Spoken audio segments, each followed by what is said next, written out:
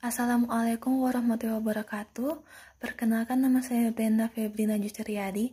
Pada kesempatan kali ini saya akan mempresentasikan struktur organ reproduksi pada tumbuhan Angiosperma dan juga Gymnospermae.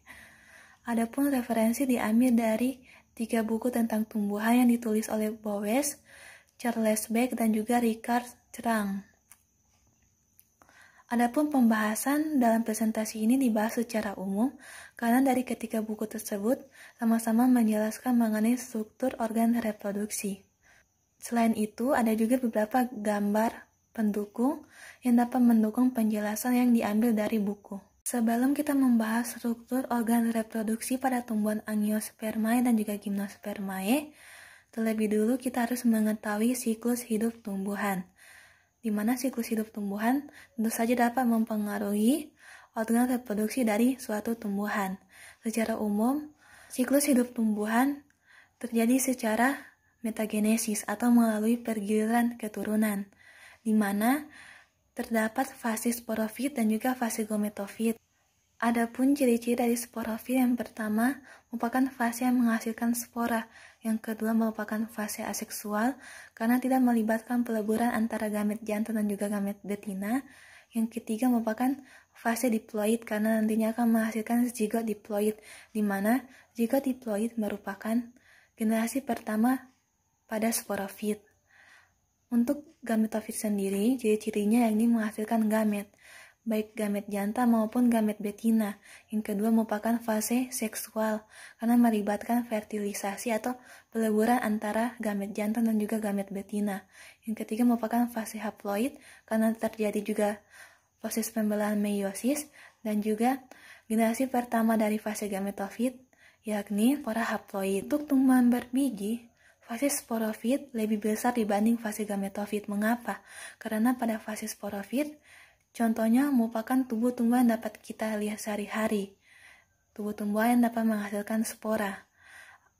Baik dia itu Angiosperma, Gymnospermae, tumbuhan paku, dan lain sebagainya. Dan juga gametofit, mengapa disebut sebagai fase terkecil? Karena contoh dari gametofit sendiri yakni serbuk sari dan juga kantung embrio. Berbicara mengenai spora, pada tumbuhan terdapat 2 jenis spora, yakni heterospora dan homospora. Homospora sendiri merupakan spora yang memiliki ukuran yang sama, sehingga gametofit yang dihasilkan. Homospora merupakan tumbuhan yang menghasilkan spora dengan ukuran yang sama, sehingga berpotensi untuk berkembang menjadi gametofit yang menghasilkan sel sperma dan sel ovum dengan ukuran yang sama. Namun lain halnya dengan heterospora.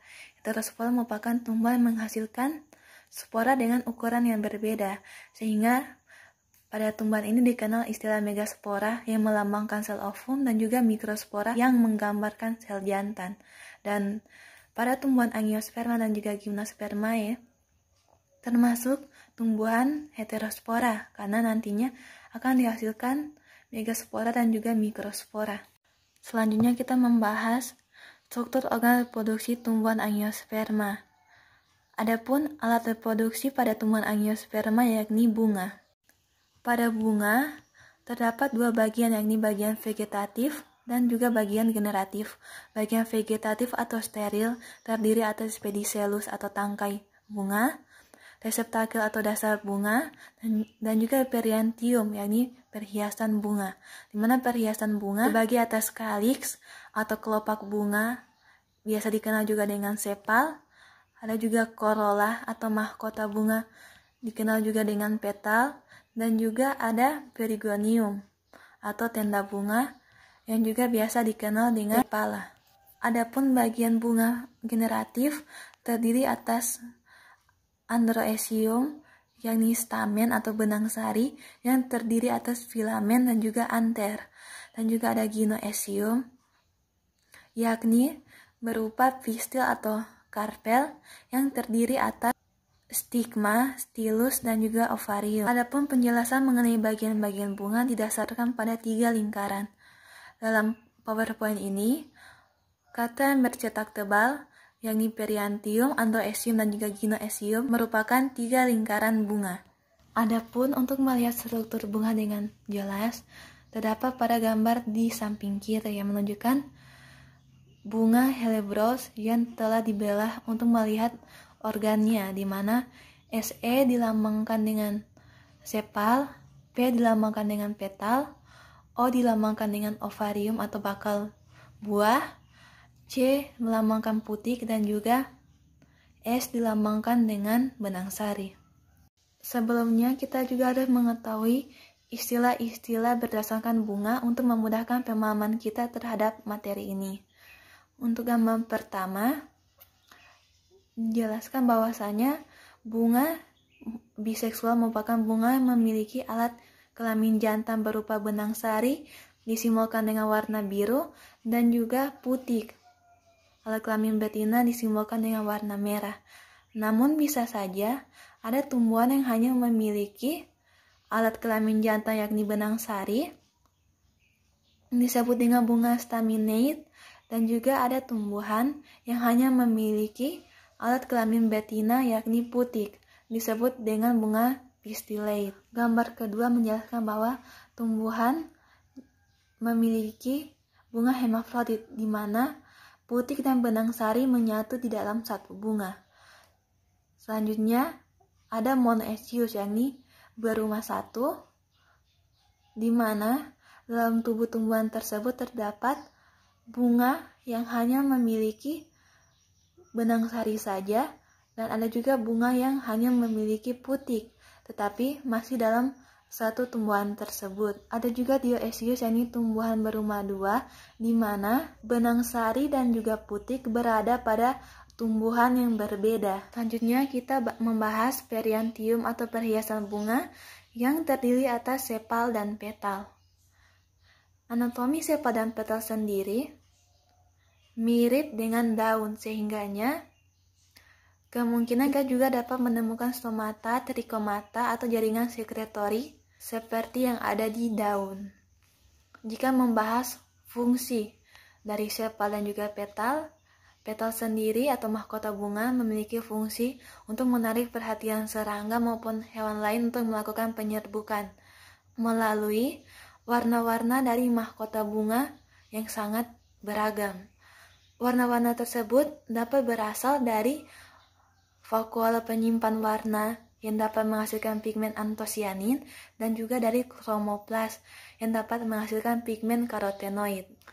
Jika kita melihat bunga yang berwarna merah, orange, atau kuning, berarti pigmen tersebut merupakan pigmen karotenoid yang dihasilkan dari kromoplas. Adapun untuk sepal ataupun kelopak bunga berfungsi untuk memberikan perlindungan dari kekeringan maupun hewan perusak.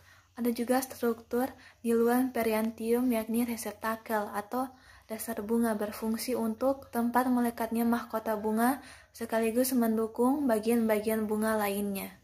Kadangkala kita menemukan bunga yang sangat sulit untuk diidentifikasi antara sepal dan petalnya, sehingga secara kolektif struktur bunga tersebut disebut dengan tepal atau tenda bunga, atau nama lainnya perigonium.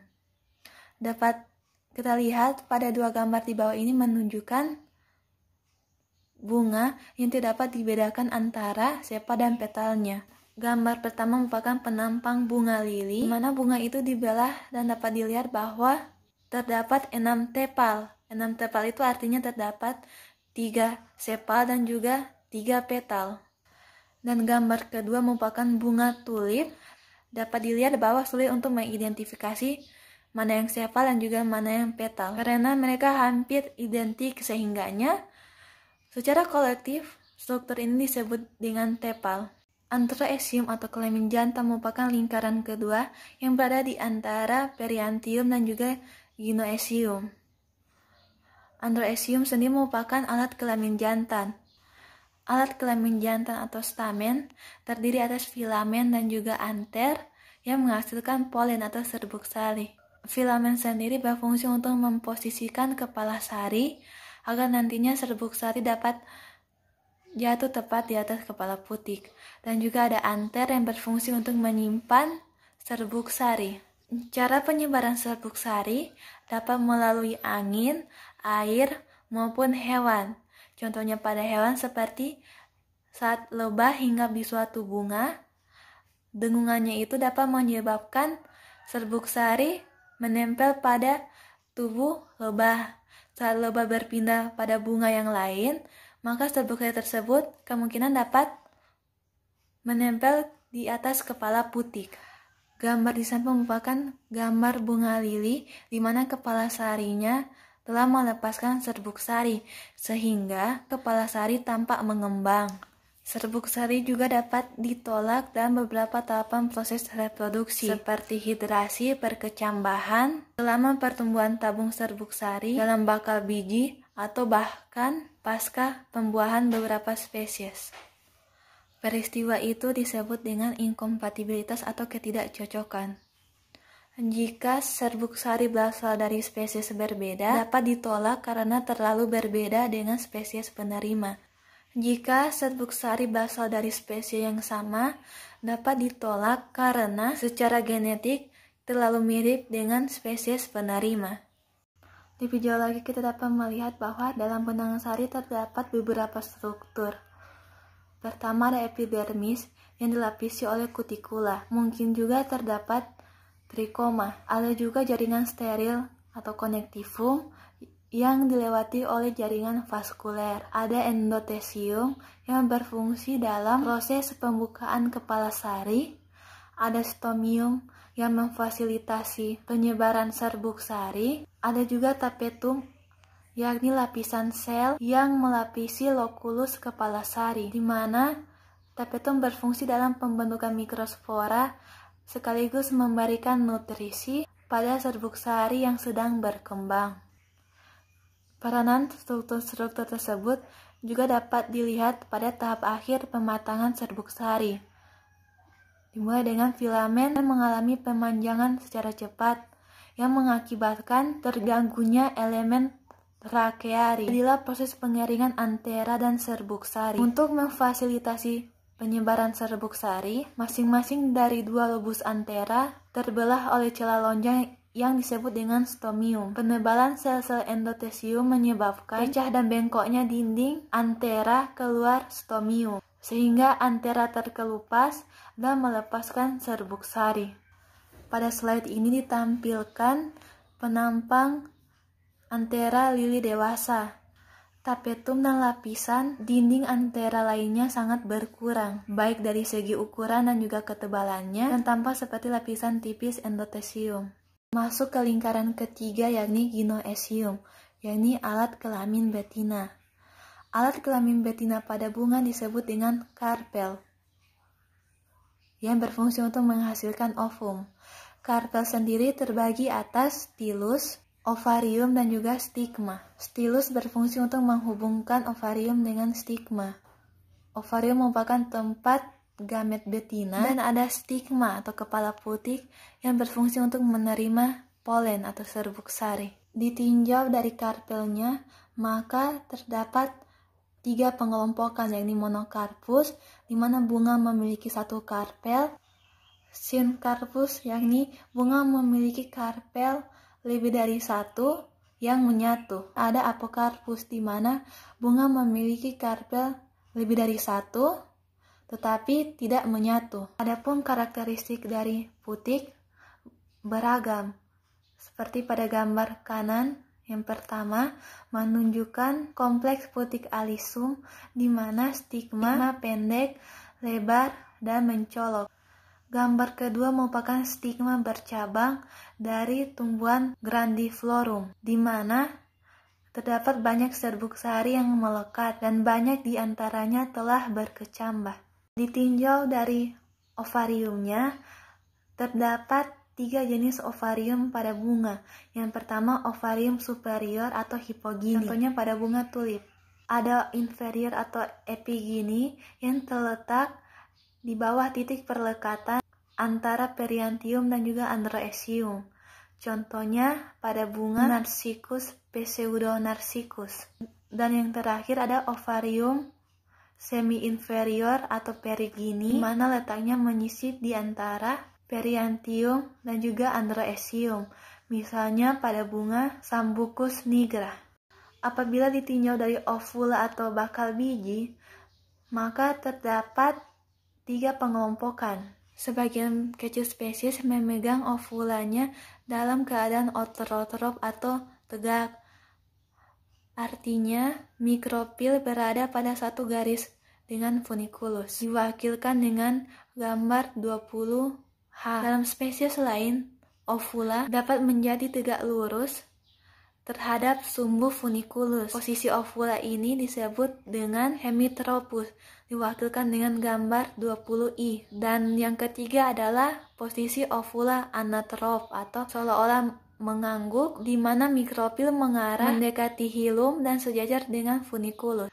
Variasi ovula dalam ovarium dapat memberikan batas terhadap jumlah benih yang dapat dibentuk. Berdasarkan jenis-jenis plasentasi dibagi menjadi 5. Yang pertama, plasentasi parietal, di mana plasenta dan ovula terbentuk di sepanjang bagian tepi ovarium di tempat fusi tepi karpel.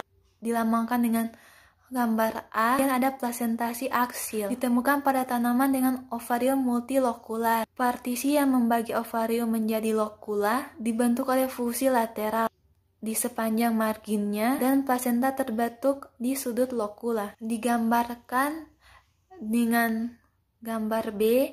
Kemudian yang ketiga ada plasentasi basal. Plasentasi basal yakni ovula menempel pada alasnya dan mengarah ke atas, ditunjukkan dengan gambar C. Yang keempat ada plasentasi sentral bebas, yang merupakan karakteristik Echinoecia, di mana partisi di dalam ovarium terlapisi dan hanya menyisakan kolom sentral dengan plasenta, ditunjukkan dengan gambar D. Dan yang terakhir yakni plasentasi marginal, di mana ovula secara linier tersusun di sepanjang jahitan yang membentuk karpel, ditunjukkan dengan gambar E. Selanjutnya kita membahas organ reproduksi Gymnospermae, di mana pada tumbuhan Gymnospermae ini organ reproduksinya dalam bentuk strobilus atau kerucut. Pada slide ini ditampilkan gambar strobilus atau kerucut betina dan jantan dari tumbuhan pinus. Masing-masing menjadi tempat pengembangan ovula dan juga mikrosporangia. Untuk gambar A merupakan kerucut Megasporangiate dari Pinus banksiana, yang merupakan tempat ovula diproduksi. Sedangkan gambar B merupakan kerucut mikrosporangia dari Pinus resinosa, di mana merupakan tempat mikrosporangia diproduksi. Gambar kedua juga sama, menampilkan potongan membujur pinus dari kerucut jantan dan juga kerucut betina. Adapun karakteristik dari kerucut jantan, yang pertama, kerucut jantan memiliki sumbu pusat tempat braktea dikenal dengan mikrosporofil, yang merupakan tempat berkembangnya mikrospora. Kemudian yang kedua, mikrosporosit membelah secara meiosis menghasilkan 4 mikrospora haploid, sedangkan pembelahan mitosis menghasilkan 2 inti, yakni inti generatif dan inti tabung. Dan karakteristik ketiga yakni setelah dewasa gametofit jantan dibawa oleh angin untuk mendarat di kerucut betina. Adapun karakteristik dari kerucut betina, yang pertama, kerucut betina memiliki sumbu pusat tempat braktea dikenal dengan megasporofil yang nantinya akan menghasilkan megaspora. Pada kerucut betina, sel megaspora terdapat pada megasporangium, membelah secara meiosis menghasilkan 4 megaspora haploid. Salah satu megaspora membelah untuk bentuk gametofit betina, sedangkan yang lainnya membelah membentuk struktur sisa. Dan yang terakhir, gametofit betina terkandung dalam struktur yang disebut dengan archegonium. Gymnospermae umumnya dianggap memiliki biji telanjang. Ovula yang telanjang ini tidak berarti bahwa mereka tidak memiliki perlindungan. Faktanya, bakal biji umumnya bertumpu pada batang atau struktur pipi, berkumpul bersama membentuk kerucut, di mana kerucut ini menawarkan perlindungan tetapi tidak mengecualikan butir serbuk sari dari kontak langsung dengan bakal biji. Kerucut jantan berada lebih rendah dibandingkan kerucut betina pada cabang.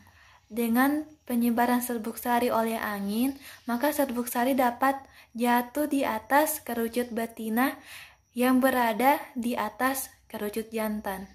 Tumbuhan nerunjung atau Gymnospermae merupakan tumbuhan berumah satu. Contohnya pada kebanyakan famili Pinus.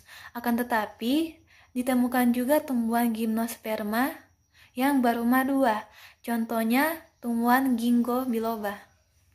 Setelah mengetahui organ reproduksi pada tumbuhan Angiosperma dan Gymnospermae, maka kita juga dapat mengetahui perbedaan yang ada. Dari segi bijinya, Angiosperma memiliki biji tertutup dalam ovarium yang matang untuk membentuk buah. Sedangkan Gymnospermae merupakan biji terbuka dan mungkin berada di dalam kerucut. Ditinjau dari bunga, Angiosperma merupakan tumbuhan berbunga karena memiliki bunga, sedangkan Gymnospermae bukan merupakan tumbuhan berbunga karena tidak memiliki bunga tetapi menghasilkan strobilus. Tinjau dari sistem reproduksi, Angiosperma sebagian besar biseksual, namun ada juga yang uniseksual. Kebalikan dengan Gymnospermae, kebanyakan merupakan uniseksual tetapi dapat juga ditemukan biseksual. Ditinjau dari penyebaran serbuk sari, Angiosperma mengandalkan penyebaran serbuk sari dengan bantuan hewan. Didukung dengan struktur mahkota bunga yang terdapat pada tumbuhan Angiosperma yang dapat menarik perhatian serangga maupun hewan lainnya. Nah, untuk Gymnospermae karena tidak memiliki bunga, maka penyebarannya lebih banyak dibantu oleh angin. Yang terakhir, Angiosperma memiliki petal dan juga sepal, sedangkan untuk Gymnospermae tidak memiliki sepal dan juga petal. Angiosperma memiliki ovarium dari karpel yang mengandung ovul yang melekat melalui plasenta, sedangkan untuk Gymnospermae, ovul hadir dalam megasporofil tanpa plasenta. Dan yang terakhir, pada Angiosperma memiliki ovarium sehingga dapat menghasilkan buah. Akan tetapi pada Gymnosperma tidak memiliki ovarium sehingga tidak dapat menghasilkan buah. Diperjelas dengan gambar yang berada di samping kiri yang menunjukkan ovula dari tumbuhan Angiosperma dan Gymnospermae. Struktur yang berwarna merah muda pada Angiospermae menunjukkan ovarium. Dan dibandingkan dengan Gymnospermae, struktur ini tidak ada pada tumbuhan Gymnospermae, yakni struktur ovarium, sehingga Gymnospermae tidak dapat menghasilkan buah. Demikian presentasi dari saya. Mohon maaf bila ada salah kata. Wassalamualaikum warahmatullahi wabarakatuh.